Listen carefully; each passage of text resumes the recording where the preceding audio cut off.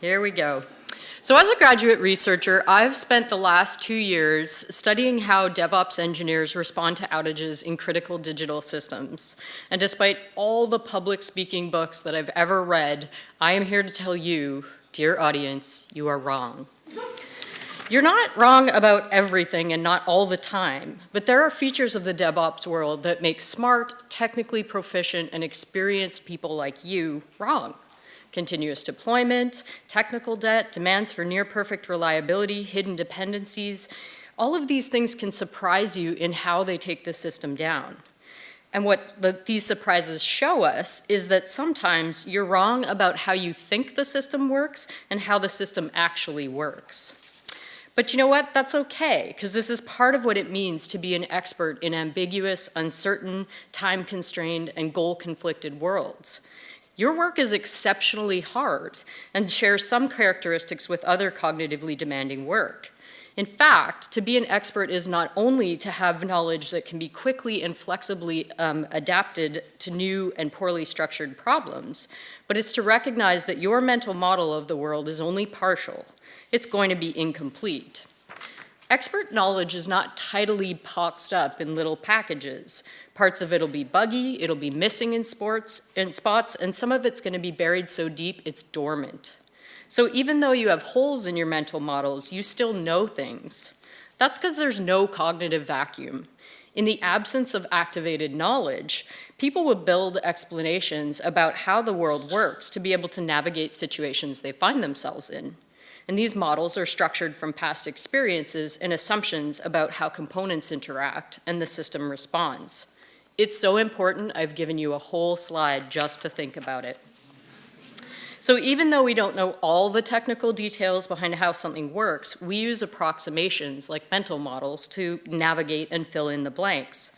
It's actually quite useful in highly abstracted, continuously changing and high velocity worlds, like League of Legends, where studies from NC State showed that people use mental models to figure out strategies and characters in the virtual worlds. So in DevOps engineering, people use mental models to infer things about what's going on inside the black box of automation. And good design and tooling can help provide affordances that help you understand what appropriate action is. Or poor design can impede it, as researchers found that some designs of infusion pumps impeded the ability of doctors to deliver life-saving drugs. So what we know about mental models is that they go stale.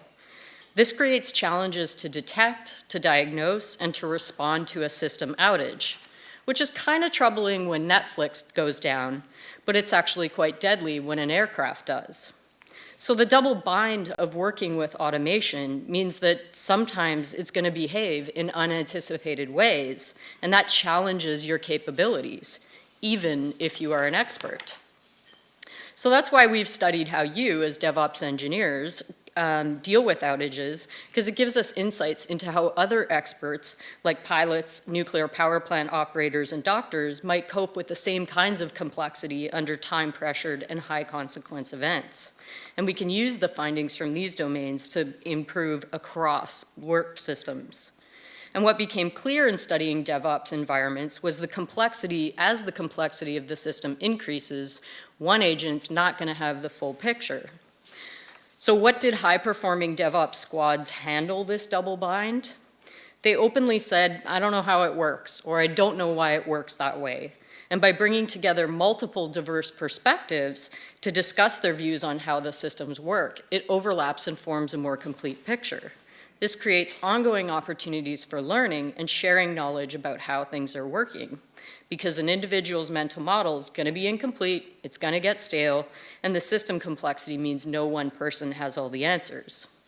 So we did some research last year showing about the sophisticated and nuanced ways that DevOps squads actually make this happen, and you can check it out at stella.report.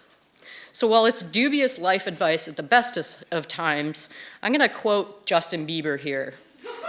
When you don't know, ask. What do you mean? It's a sign of expertise, not incompetence, when someone says, I didn't know it worked that way, and creates an opportunity for everyone to learn from what they got wrong.